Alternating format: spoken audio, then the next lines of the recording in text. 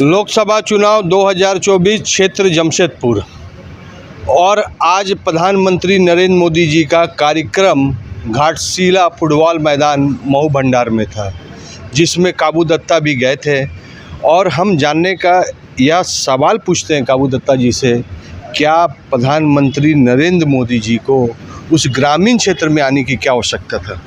देखिए, निश्चित रूप से आपका कहना बहुत हद तक मैं सहमत हूँ कि ग्रामीण प्रधानमंत्री विगत 10 साल से देखते हुए आ रहे, जो ग्रामीण के अंतिम छोर पर बैठे हुए उन व्यक्ति पर भी ध्यान रखता है। आपने कहा, सुना था कुछ दिन पहले उन्होंने एक बात कहे थे कि आज हमारे माँ बहनों की मंगलसूत्र भी सुरक्षित नहीं है। क्यों बोले थे? एक रास्ता में गुजरते उसका जिम्मेदारी तो जिला प्रशासन, पुलिस प्रशासन को रहता है देख रेख की। लेकिन एक देश के प्रधानमंत्री ने भी ये महसूस किया कि मैं जिस क्षेत्र से गुजर रहा हूँ वहाँ पर ये भी न्यूज आ रहा है कि हमारे माँ बहन जो रास्ते से गुजर रहा है उनका मंगलसूत्र छिना रहा है। इसी से बुझा जाता है कि देश के प्रधानमंत्री जनता के प्रति कितना जागरूक है। आम गरीब ग्रामीण सभी जनताओं के प्रति उनका ध्यान रहता है। इसीलिए उन्होंने ग्रामीण क्षेत्र में, चूँकि घाटशिला आदिवासी बहुल ग्रामीण क्षेत्र, इसीलिए उन्होंने आया। सवाल उठता है कि मऊ भंडार में HCL हिंदुस्तान कॉपर लिमिटेड, क्या उसके उन्होंने कमिटमेंट किया कि इसकी जो सवाल है कि वहाँ के रोजगार नहीं छीन हो चुका है, बंद होने वाली कंपनी, उसमें उन्होंने कुछ भाषण दिया? ये तो विपक्ष वाली बात आप बोल रहे हो। उस क्षेत्र में आप भी रहते हैं। मैं आप आ रहा हूँ, इसलिए विपक्ष की वाली बात। ये मऊ भंडार का हिंदुस्तान कॉपर मोदी जी का कारण नहीं बंद हुआ। 10 साल में हिंदुस्तान कॉपर बंद नहीं हुआ। 10 साल पूर्व जिनका सरकार था, कभी उन्होंने पूछा? आज विपक्ष जो पूछ रहे मोदी जी का आने में ताम्र का हिंदुस्तान कॉपर क्यों नहीं खुल रहा, तो क्या मोदी जी ने बंद करा दिया? 10 साल पहले बंद हो चुका था। उन सरकार कौन था? वही कांग्रेस NDA का सरकार। 10 साल तो बीजेपी की सरकार थी केंद्र में। नहीं, 10 साल पहले का, 10 साल में नहीं बंद हुआ। मैं इतिहास, आप रिकॉर्ड देखिए यहाँ के, जो हिंदुस्तान कॉपर 10 साल पहले ही उनकी स्थिति गड़बड़ा चुकी थी। उस समय तो कांग्रेस का सरकार था। तो फिर कांग्रेस अपने सत्ता में जब बैठे तो अब हिंदुस्तान कॉपर के ऊपर ध्यान नहीं आया। आज जब उसकी स्थिति जब चरमराते गई, अब 10 साल में उन्होंने, मोदी जी बहुत तरह का ऐसा इंडस्ट्री जो है, जो बड़े बड़े फैक्ट्री, उसको कोशिश कर रहे बढ़िया स्तर पर लाने का। लेकिन अब 10 साल में केवल बोल दिए कि हिंदुस्तान कॉपर, आपने पूरे उसको खकोर कर रख दिए। कांग्रेस जब सत्ता में था, वो हिंदुस्तान कॉपर को खकोर कर रख दिया। ठेकेदारी पता, राजनीतिक तमाम जो वामपंथी सारे वहाँ पर कंपनी में जो यूनियन बना के चले थे, सारे को देखिए ठेकेदारी से वहाँ लूट खसोट चला हिंदुस्तान कॉपर को 10 साल पहले। अब 10 साल में हिंदुस्तान कॉपर के क्या स्थिति बदतर हुई कि उससे बदतर हुई है। ये 10 साल कांग्रेस के कारण वह इंडस्ट्री नहीं उपज सकी, आज भी बीमार है। क्या उन्होंने रोड मैप बताया कि आने वाले 5 साल में उनको और अच्छा बनाया जाएगा? क्या इस उन्होंने भाषण में इस चीज़ का निश्चित रूप से मोदी जी नहीं, इसीलिए तो आए। आज घाटशिला आने के बाद आज तक कोई इतना प्रधानमंत्री आए, मेरे ख्याल से राजीव गांधी बहुत वर्ष पहले एक बार आए थे, उसके बाद कोई, लेकिन मोदी जी हर समय आए। अभी कोल्हान चामसा में आए, देखिए इधर आपका घाटशिला आए। उनका नज़र कोल्हान क्षेत्र में झारखंड के एक जनता है, क्योंकि झारखंड काफ़ी आज़ादी होने के बाद, अलग राज्य होने के बाद भी काफ़ी पिछड़ी हुई है झारखंड। इसीलिए मोदी जी के पूरी फोकस है। आज उसी का उदाहरण है। आपने देखे होंगे कभी देश के जो आज बोलते आदिवासी, आज मोदी जी ने आदिवासी बहुल क्षेत्र के एक महिला को, द्रौपदी मुर्मू को राज्यपाल बनाए, उसके बाद उन्हें राष्ट्रपति बनाए, तो सही में सम्मान दिए। एक पिछड़ी क्षेत्र के ST समाज के महिला को राज्य से लेकर देश के राष्ट्रपति बनाए थे, प्रथम नागरिक बना दी। तो ये मोदी जी की सोच है। कुणाल सारंगी जी, जो आपके स्टेट के प्रवक्ता थे, उन्होंने इस्तीफा दिया, इसमें आप क्या कहना चाहते हैं? नहीं, ये मुझे नहीं समझ उसकी राजनीतिक सोच क्या है, किस कारण से उन्होंने इस्तीफा दिया। मेरे ख्याल से ये गलत निर्णय उनको नहीं देनी चाहिए, क्योंकि एक परिपक्व राजनीति का ये राजनीति संगठन में उतार चढ़ाव होता रहता है। इस तरह का मनमुटाव को लेकर अगर सब कोई सोचे कि हम अपने जिम्मेदारी से भाग जाएंगे, तो ये मेरे ख्याल से अच्छी उनकी सोच नहीं है। क्योंकि राजनीति आज है, हो सके कोई कारण से आपको संगठन में ये बात रखनी चाहिए थी। जो हमारे वरिष्ठ पदाधिकारी है, वरिष्ठ प्रदेश में है, प्रदेश पदाधिकारी, उनका समझ उनको बात रखनी चाहिए। उसके बाद उनको त्यागपत्र या पार्टी छोड़ने की बात कहनी चाहिए था। कल अमर बावरी जी आए थे, विपक्ष के नेता और आपको चंदन क्यारी के विधायक। उन्होंने आरोप लगाया पूरा खुल्लम कि बीजेपी के जितने भी विधायक हैं, और बीजेपी के तरफ से उन्होंने आरोप लगाया, JMM के जितने भी सिंडिकेट है, खास करके समीर महांती जी को उन्होंने आरोप लगाया कि यह टेंडर मैरिज का है, माफिया है। क्या ये आरोप कैसे लगा, जबकि उनके ऊपर खुद यह आरोप चल रहा है भ्रष्टाचार का? हकीकत बात बताया, अमर बावरी जी मजे हुए विधायक है और नेता है। उन्होंने सही बात कही, बीजेपी में यही खासियत है कि जो बोले कि डंका का चोट पे बोले। आप छिपा सकते हैं कि वो टेंडर मैनेजर, आप ही का मीडिया भाई लोग ने इसको प्रस्तुत किया था 2 साल 3 साल पहले। जितने भी योजना होता, अब बोलिए योजना में जो टेंडर डालते हैं इसमें इन लोग का विधायक का हस्तक्षेप क्यों होगा? हर विधानसभा अगर उनके बिना कोई टेंडर डाल देते तो उसको टेंडर कैंसिल हो जाता। ये क्या प्रक्रिया इस राज्य में, इस झारखंड में ये हो रही है केवल।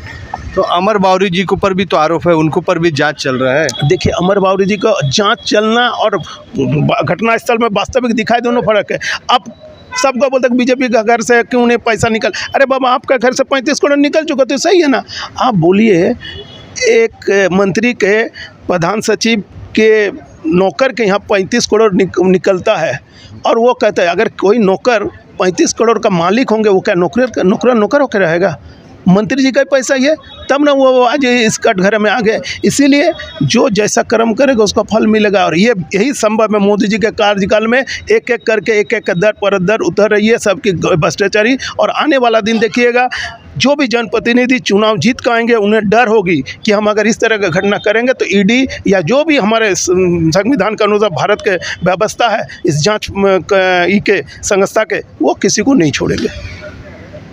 आपका प्रियंका गांधी जी धनबाद में और रांची में रोड शो कर रही है, इधर जमशेदपुर में गोपाल मैदान भी केजरीवाल आ रहे हैं। क्या यह बोर्ड डाइवर्ट होगा? क्योंकि प्रधानमंत्री मोदी जी भी ने आकर घाटशिला में अच्छा भाषण दिया, उस बोर्ड को अपनी तरफ लाने का भरपूर कोशिश किया। क्या दोनों पार्टी के नेशनल लीडर जमशेदपुर में आ रहे हैं, क्या इससे बोर्ड का असर पड़ेगा? देखिए, वोट का असर पड़ता, जनता अब जाग चुकी है कर्म से।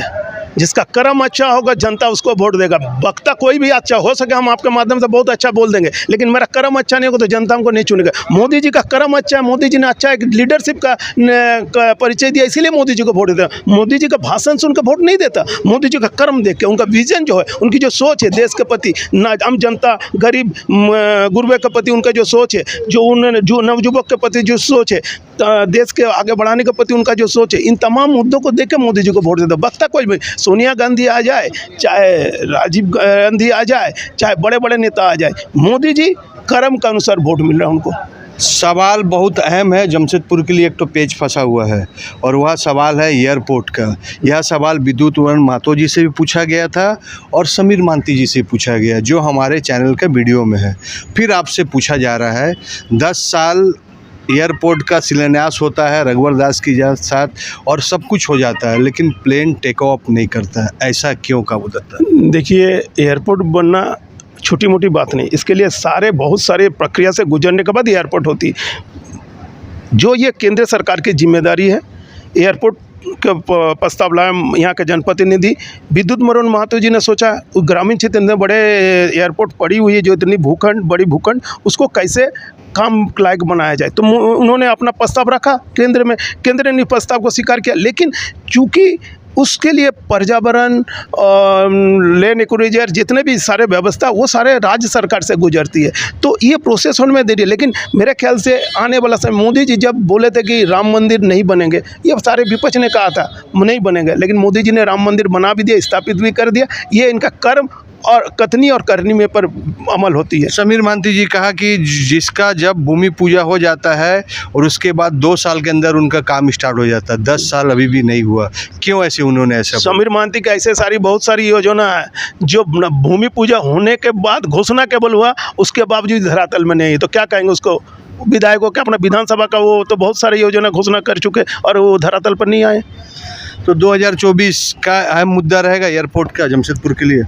नहीं, जनता को चाहिए, सुविधा देनी चाहिए। अब बोलिए, जमशेदपुर में पहले उड़ान नहीं भरती थी, अब राहुल कल्ला कलकत्ता के लिए उड़ान भर रही है, किसके कारण? मोदी जी का। ये तो नहीं बोलते, ये बोलनी चाहिए उन लोगों को। लेकिन टेक्निकल कारण बताया जा रहा है विपक्ष की तरफ से कि कलाईकुंडा जो एयरपोर्ट है, यहाँ पर धालूगढ़ में एयरपोर्ट नहीं बनेगा। देखिए, इन लोग घबराहट हो गई, चूँकि मोदी जी का विजन का देख के इन लोग घबराहट होने का कारण तरह तरह का बात हो जाएगा। नहीं होती इतने सारी जो वहाँ पर ज़मीन, जिस ज़मीन का आज 1 लाख रुपया कट्ठा नहीं था, आज 10 लाख रुपये में खरीद रहा, वो ज़मीन का फ़ायदा क्यों नहीं मिला? उन गरीब किसान जिनका ज़मीन था उनको मिल रहा। एक तो प्रयास किया विद्युत महतो जी ने एयरपोर्ट बनाने की, लेकिन आने वाला कभी बोल रहा था ना ये नहीं चलेगा, बुलेट ट्रेन नहीं चलेगी, लेकिन आने वाला दिन देखिए बुलेट ट्रेन भी चलेगा। अभी जो वंदे भारत चल रही है, देखिए इसका डिमांड कितना हो गया, हर जगह चल रहा है वंदे भारत। सभी ट्रेन को लेट करके छोड़ा जाता है उसके। देखिए ये तो कम्युनिकेशन गैप के चलते लेट होना के लिए मोदी जिम्मेवार नहीं है, देश के प्रधानमंत्री या रेलवे मंत्री जिम्मेदार नहीं है। इसके लिए जो पदावस्थित पदाधिकारी उनका जो कभी हम लोग कर देते हेजिटेशन में, अभी किया था ना सनवा में 3 दिन रोड ये जाम कर, रेलवे ट्रैक जाम कर दिया, उसके चलते जो ट्रेन देर से पहुंचे उसके जिम्मेदार कौन है? यही इन्हीं लोग हैं।